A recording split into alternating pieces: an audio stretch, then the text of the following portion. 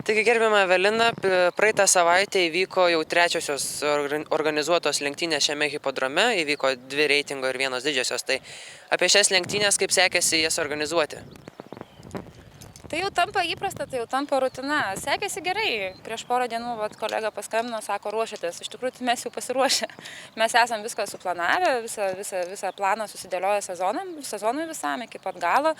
Tai dabar vyksta tiesiog tokie darbai, kurie turi būti daromi tą minutę, paskutinę dieną, sakykime, ten kažkokie hipodromo priežiūros darbai, dar kažkas, bet šiaip iš principo tai viskas gerai. Iš organizacinės pusės tikrai sekasi gerai. Aš tikėjausi, kad bus sunkiau, jeigu atvirai. Kai darai su meilė, gerai ir sekasi.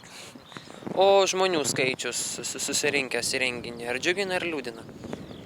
Jis nei džiugina, nei liūdina. Iš tikrųjų, džiaugiuosi, kad ateina žmonės. O kur tobulėti visada yra. Ir taip, ambicijos yra didesnės, norai yra didesni, įsipareigojimai taip pat.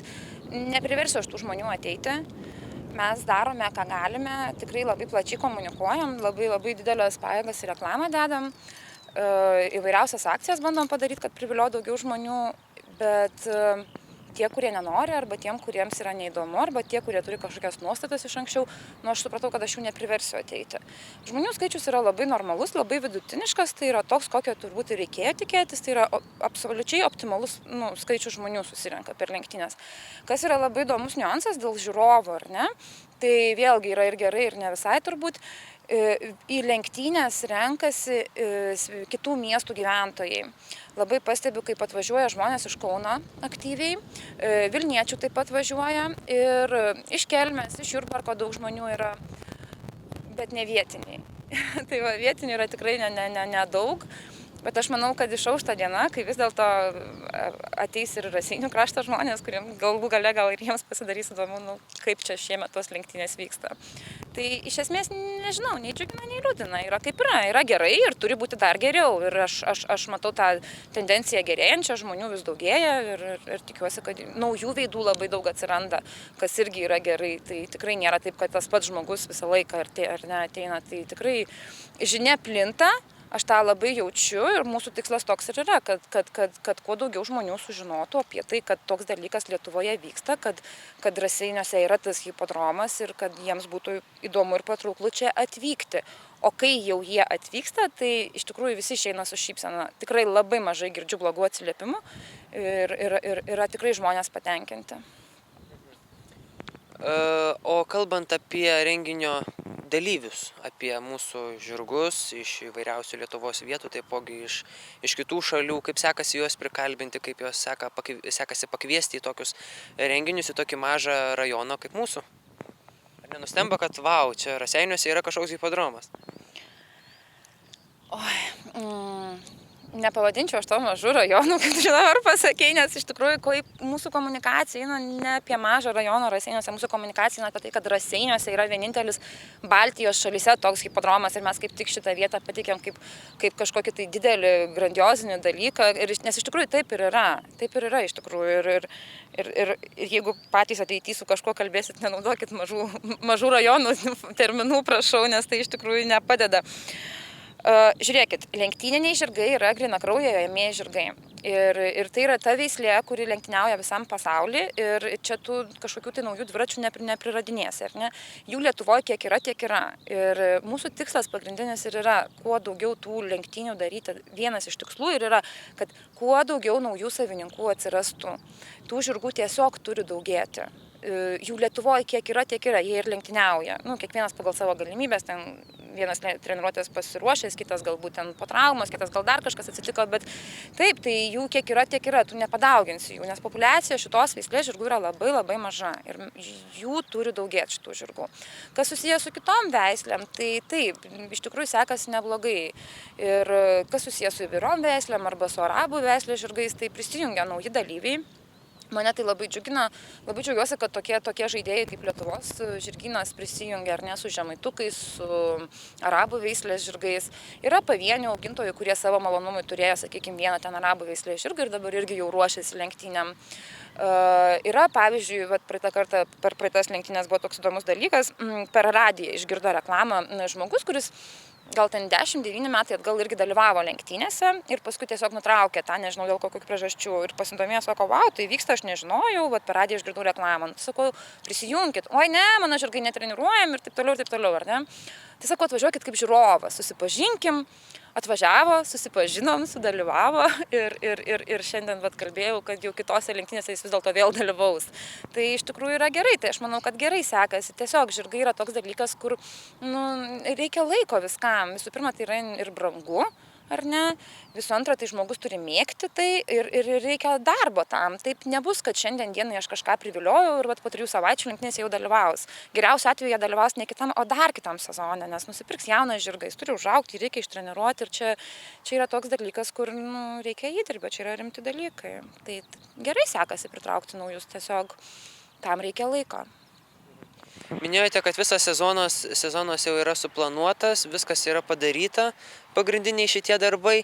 Galbūt mūsų žiūrovai, atvykstantis žiūrovai, gali tikėtis kažkokių staigmenų, galbūt esate kažką numatę, tarkim, į sezono pabaigą, kažkokią tai tokią vyšnę ant torto. Jo, aš labai daug galvoju apie tas papildomas pramogas, apie staigmenas, ar ne. Ir vis dėlto, žinokit, ko gero, jau krypstam prie to, kad turbūt ne. Turbūt mūsų vyšnė ant torto yra kokybė. Kokybė lenktynėse, kokybė žirgų paruošime, ar ne. Po pernai gegužės 9 lenktynių labai daug atgarsių girdėjau, kad viskas yra labai gerai, tik tais nebuvo loterijos vietoje, ar ne, nebuvo galima spėti, kas bus žirgas nugalėtojas. Tai buvo pirmas dalykas, ką mes įgyvendinam, ką mes išgirdom ir įgyvendinam. Šiemet tai yra ir tai yra toks dalykas, kuris yra neatsiejamas nuo žirgų lenktynių. Per pirmas lenktynės ten bandėm daryti tam tikras papildomas pramogas, per antras lenktynės, bet iš tikrųjų mes pastebėjom, kad žmonės tuo neužsiima. Na, pavyzdžiui, per antras lenktynės buvo galimybė ten šaudyti lankais, ar ne. Tai žmonės ėjo ir praėjo ir niekas to nedarė, nes jie atvyksta į žirgų lenktynės. Ir tai iš tikrųjų mane tai džiugina, tai yra gerai. Žmonės, man yra nesunku suprasti, kad jie tikisi kažkokių čia stebuklų kitokiose dalykuose, bet vis dėlto mes turime suprasti, kad mes kiekvienas dirbame savo darbą. Ir mūsų darbas yra kokybiškos žirgų lenktynės Lietuvoje. Viskas, tai yra viskas. Ir mes vis dėlto į tai turim pagrindę akcentuotis, nes aš pastebiu, kad žmonėms tai yra įdomu. Ir kaip dar pernai ten, sakykime, ten koncertas, ten dar kažkas, ten žmonės blaškėsi, kad ten gerų žodžių sakė, kad žmonėms tarpuose buvo ką veikti. Šiandien dienai, ypatingai po 3 lenktynių, aš jau matau, kad taip nėra, žinokit, iš tikrųjų netgi įdomu yra stebėti. Ateina žmonės, jie visi gauna lankstinuką informacinę, kuris irgi yra labai kokybiškas, ten yra surašyti ne tik dalyviai, kokie bus, bet ir, sakykime, ten buvę rezultatai, ar ne. Žmonės juos skaito, juos analizuoja. Tikrai eina į padoką, apžiūri tuos žirgus, susidaro savo nuomonę, pasižiūri jų statistiką, eina į lažybų punktą ir jau bėgimas. Po bėgimo, jeigu dar kažkoks apdovanojimas, žiūrėk, vėl jau toj pat sukasi tas pats. Ir iš tikrųjų labai įdomiai atrodo, taip kaip, nežinau, gražaus epiteto nerandu, nes bijau sulyginti su kažkokiu gyvūnu, bet iš tikrųjų, tik baigėsi bėgimas, visa masė atsistoja ir tik vienu metu į padoką. Tik iš padoko išeina žirgai, visa masė iškart vėl eina į tribūnas. Tai iš tikrųjų žmonės pagauna tai, kokia esmė ir yra žirgų lenktynių. Pagauna žirgų lenktynių eigą, susidomi tuo, jos jau pagauna azartas ir iš tikrųjų poreikio toms papildomoms pramogoms nėra. Iš tikrųjų švenčių yra labai labai daug aplinkų ir ten pašokinėti ant batuto ar dar kažką paveikti, tai pasiūla yra didžiulė ir kiekvienas tą gali padaryti savo krašte. Jeigu žmonės jau atvažiuoja į žirgų lenktynės, tai vis dėlto jie tikisi kokybiškų žirgų lenktynių. Minėjote, kad pradėta vykdyti loteriją, ar ne? Kaip žmonės įsijungia į tą loteriją, palyginus su pirmomis šio sezono lenktynėmis ir su dabar ką tik vykusiomis, ar padidėjo tas dalyvavimas loterijoje, ar ne?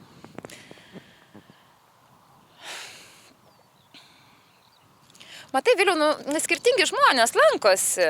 Tai kas ateina, kas nori, tas dalyvauja tai loterijoje, kas ne, tai ne. Ar padidėjo? Šiaip, nežinau, daugėja turbūt. Iš esmės yra taip, kad šiandien dieną hipodrome yra padaryta viskas, kas turi būti padaryta. Yra kokybiškas hipodromas, ar ne?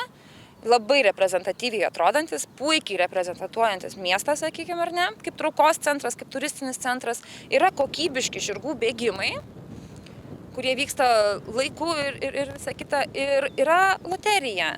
Tai yra viskas, ko žmogus turi tikėtis atėjęs iš žirgų lenktynės, viskas, kas yra visam pasaulyje. Ir taip, žmonės to nori, žmonės dalyvauja, žmonės juokauja ir žinok, žmonės išlošia. Tikrai, gal čia toksai dalykas, vėlgi mes tą darom pirmi metai, tai va, jeigu paklausai, kaip palyginti su pirmom lenktynėm, pirmose lenktynėse mes labai atsargiai koeficientus susidėliojom. Tai galbūt žmonėms buvo toks mažesnis azartas, nes ten nusipirkęs bilietą už 5 eurus galėjai laimėti 6. Tai, sakykime, gal buvo toks daugiau testinis variantas. Šį kartą tai buvo tokių dalykų, kad žmogus nusipirko loterijos bilietą už 5 eurus ir laimėjo 20 arba 25, nes ten, sakykime, laimėjo žirgas, kuris nebuvo laikomas favoritu. Tai taip, tai tokių niuansų buvo. Ką aš pastebiu, kad tiesiog žmonės, jeigu jau jiems tai yra aktualu, tai jie lažinasi prieš kiekvieną bėgimą. Tai jau jie žaidžia. O jeigu ne, tai nenuperka nei vieno bilieto, tiesiog grožis iš tais žirgais. Tai va, bet šiaip aktyvumas yra, tai yra gerai, kad tai yra ir tai turi būti ir žmonėms tai patinka. Tai yra smagu, tai vienareikšmiškai padeda pagauti azartą ir įsijungti tą visą sirgimą. Iš filmuotos medžiagos labai matosi, kad tikrai labai žmonės aktyviai palaiko bėgikus, palaiko dalyvius, labai aktyviai serga, šaukia ir paskui ten bilietais mojuoja. Va. Taip, tai prideda tam tikro žavesio savo turi. Tai. Žiūrovai ko gero pastebėjo, kad šį sezoną nėra konkūrų varžybų. Ar planuojama ir vėl jos daryti? Jo, planuojam. Liepos 16 dieną konkūro varžybos planuojam daryti. Ir tikėtina tai bus tarpuose tarp bėgimų. Nežinau, bandysim, pirmą kartą darysim mes, tai žiūrėsim, ar tai pavyksta, ar pasiteisina. Tikiuosi, kad atsiras dalyvių, kad bus įdomu. O kuo yra ypatingi tie konkūrai? Ar jie sudomina žmonės, galbūt vis tiek pastebite? Man asmeniškai žirgų lenktynės yra daug įdomiau, nes tai yra labai azartiškas sportas, ar ne? Konkūre tu turi išmanyti šitas taisyklės visas, jie ten pakankamai monotoniškai nušokinėja ir šokinėja, bet aš labai atsiprašau, aš labai myliu visus konkūrininkus, žirgus, sportininkus, trenerius, viskas yra labai fain, labai gerai ir aš tikrai manau, kad mes turime bendraugauti, nes mes, sakykime, ir ta pusė atstovaujam žirginį sportą, ar ne? Tai viskas yra labai gerai. Aš tikiuosi, kad mes labai daug bendrų sąsajų ateityje turėsim, bet man asmeniškai žinoma, kad aš myliu lenktynės, tai kitaip ir būti negali. Taip. Tai mūsų rajono taipogi žokėjas ir treneris Edvinas Kubilius, ar ne? Kiek girdėjome, jam nelabai pasisekė paskutinėse varžybose, nors anksčiau sekdavosi, galbūt žinote kodėl, kas įvyko? Žiūrėkit, žirgų lenktynėse dalyviai yra žirgai. Tai yra pagrindiniai žaidėjai. Kitas dalykas, tai yra vis dėlto, žinokit, žokėjus. Čia irgi labai įdomu, aš iki šiol gaunu pastabas, kaip jūs su klaidom rašote, taigi žokėjas, kaip ir virėjas. Nesakau, žinokit, pasirodo vis dėlto yra žokėjus, gavau pastabą iš kalbininkų, ar ne. Tai va, bet dabar, kalbant apie Edviną, taip, jis pas mus yra žvaigždė ir tai yra gerai, žvaigždžių visą laiką reikia. Jo žirgas Verona Lat parodė puikius rezultatus pirmose lenktynėse ir antrose, ar ne, abu kartus laimėjo pirmą vietą ir jau svečiai iš Lenkijos žokėjai, kurie atvažiuoja, jau žino šitą žirgą, sako, va, šitas tai yra geras žirgas. Tai yra viskas labai faina, aš labai dėl Edvino džiaugiuosi, bet trečiose lenktynėse jisai nelaimėjo. Negali visada laimėti. Tai yra labai natūralus dalykas, vieną kartą laimė, kitą kartą nelaimė. Aš žinau, ten tikrus niuansus, žirginius pavaržais ten ne tą užsidėjo. Tasme taip, tai buvo pasiruošimo dalykas, kad žmogus tiesiog per skubėjimą, sakykime, prieš tai dalyvavo bėgime jo žirgas, paskui kitam ir kažkas ten atsitiko, kad ne tą inventorių šiek tiek uždėjo, žirgas pirmą kartą juto ir taip labai nepasisekė jam, bent jau jis taip sako. Bet žinokit, kad kai jis ten startavo, ten tas žirgas labai neramus buvo, ar ne, nenorėjo bėgti, bet paskui Edvinas pasivijo visus dalyvius, tiesiog jau pritrūko laiko, jeigu būtų dar šiek tiek, buvę ilgesnę distanciją, tai jis būtų atnešęs šitos dalyvius visus. Tai aš net nebejoju jo sėkmė kitose lenktynėse. Tai tikrai tikiu, kad viskas bus gerai ir visko būna ir dar visko bus, Dieve mano, tai palaukim dabar, kol dar nukrys koks nors žokėjus, dar kas nors atsitiks ar ne, tai yra normalu, tai negali vienas visą laiką laimėti. O kiti jo žirgai, tai net nekalbėjau, jeigu atvirai apie tai su juo, vienas startavo pirmą kartą, tai pirmą kartą startuojant negali jokių stebuklų tikėtis, jokių būdų niekada. Pirmas startas tai yra iš principo susipažinimas su tuo, kas vyksta, lenktinio kvėpavimo įgavimas ir visa kita. Aš manau, kad visi turi turėti savo vietą. Pavyzdžiui, praeitose lenktynėse labai pasisekė kolegų iš Pakiršinio dalyviams. Tai yra Bonita Moreno laimėjo pirmą vietą, kitam bėgime Akcentas, atrodo, antrą vietą laimėjo. ar trečią, prizinę žodžiu. Tai iš tikrųjų aš labai džiaugiuosi dėl tų dalyvių, nes irgi jutau jų tokią, sakykime, šiek tiek motyvacijos kritimą, nes tie svečiai iš Lenkijos iš tikrųjų, ne tiek iš tikrųjų ten yra kažkoks didelis baisus dalykas, bet iš tikrųjų dalyviai bijo to, nes iki šiol jie konkuravo tik tarp savęs ir jeigu dalyviai jau pradės bijoti, tai, sakykime, pradės nedalyvauti, tai nebus labai gerai, ar ne? Tai aš labai džiaugiuosi, kad jie praeitas lenktynės pasisekė jiems, jie gavo motyvacijos, jie parodė savo visų pirma, kad jie irgi gali konkuruoti su kolegom iš Lenkijos ir tai yra labai labai fainai, tai yra labai gerai, aš labai džiaugiuosi, kad jie laimėjo ir sorry, Edvinai, bet gerai, kad tau taip atsitiko. Leiskim šį kartą pasireikšti kolegom, tavo laikas dar laukia, aš manau, 4 lenktynėse tikrai. Minite dabar dar dalyvius iš Lenkijos. Kaip su tarptautinėmis lenktynėmis? Vis tik tai yra, sakyčiau, šiek tiek ir naujovė mūsų rajone ir mūsų hipodrome. Aš tai sakyčiau, kad yra ne šiek tiek naujovė. Iš tikrųjų, tai visos mūsų lenktynės yra tarptautinės, nes jose dalyvauja ne svečiai iš kitos šalies. Tai va, ir tai yra gerai, bet iš tikrųjų tai yra, dėl ko tai atsirado? Tai atsirado ne iš per daug gero gyvenimo. Trūksta, kaip ir sakiau, grynakraujo jaunųjų žirgų Lietuvoje, reikia populiaciją didinti vienareikšmiškai. Ir dėl to mes buvom priversti tuos svečius kviestis. Ir, sakykime, ten 1-2 kartą tai kainavo mūsų asmeniškai buvo labai didelė investicija. Čia iš to koncesininko, sakykime, tiek finansinė, tiek fizinė, kad tie žirgai atvyktų, bet kas atsitiko? Atsitiko tai, kad jie dabar jau patys nori čia atvykti ir aš matau susidomėjimą didesnį pagal tiesioginės transliacijos žiūrimumą, žiūriu, kad vis daugiau prisijungimų iš Lenkijos kalba žmonės ir, pavyzdžiui, atsirado dabar vienas treneris, kuris pats pasisiūlė, sako, aš irgi noriu atvežti. Mes turime suprasti vieną dalyką, mes esam, kur esam, ar ne, ir vis dėlto čia galim svajoti, kiek tik norim, kalbėti tik gražius dalykus, bet aš dabar sakau atvirai, kaip yra. Iš tikrųjų, įvesti naują sporto šaką į Lietuvos rinką tai yra labai sudėtinga, tai yra tikrai labai sunku, žmonės to nežino. Iš principo žmonės sportų nelabai Lietuvoje domisi, iš tikrųjų, tai man, pavyzdžiui, sako, žmonės sako, pažiūrėk krepšinio varžybas, ar ne? Tai žiūri, tai jau tos rimtuosius finalus, ne? Tenais, kur jau yra tie rimtieji finalai, ar ne? Bet sako, jeigu vyksta tiesiog varžybos kažkokios tenais atrankinės, tuščios tribūnos, tai iš tikrųjų taip yra ir nėra lietuviai labai ten įsigilinę į tą sportą, sakykime, tai yra sudėtinga. Ir nėra tų žirgų ir mes turėjom juos čia atsivežti ir atsivežėm dėl to, kad trūko. Ir dabar žiūrėkit, Lenkijoje šitas dalykas, visas lenktynės, vyksta virš 200 metų. Tai jau yra tradicijos, jau yra kultūros dalis, ar ne? Tuo tarpu pas mus tai, dieve mano, čia tik užuomazgos tokios, ar ne? Ir jų lygis natūraliai, aišku, yra didesnis. Jie ten vien prie hipodromo Varšuvos ten gyvena per 100 žirgų, ar ne?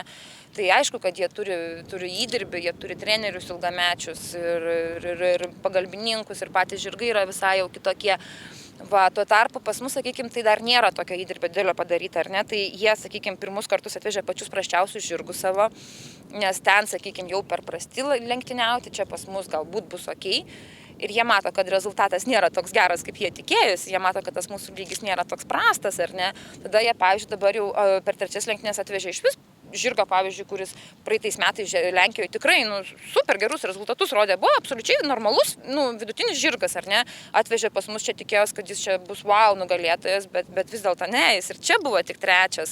Tai tada tie kolegos iš Lenkijos jie žiūri ir sako, žiūrėkit, gal čia visai nėra taip blogai, iš tikrųjų, taip, priziniai fondai yra keliolika kartų mažesni negu tenais, bet jeigu žirgas yra, sakykime, akivaizdžiai tenais neperspektyvus, ar ne, tai jam lieka kas? Arba atiduoti mėsai, arba kažką su juo daryti. Jis atveža jį čia ir dar toliau ten kažkiek padirba, pabūna su tuo žirgu ir iš tikrųjų yra gerai. Tuo tarpu mes irgi automatiškai kiekvieną kartą esam priversti dirbti daugiau, tobulėti, viską daryti tik geriau, ar ne? Ir mes rodom, kad vis dėlto mes irgi augam tokiu tempu, kaip iš tikrųjų labai dideliu tempu. Labai, labai. Jeigu būtų tik lietuviškos lenktynės, tikrai tokio mūsų progreso nebūtų.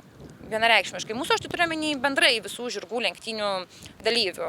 Augintojų, trenerių, žokėjų. Tikrai taip yra. Tai dabar mūsų lenktynėse, tose tarptautinėse lenktynėse dalyvauja tik iš Lenkijos žirgai. Ar planuojate užmegzti kažkokius ryšius su kitomis šalimis, su kitų šalių lenktynininkais?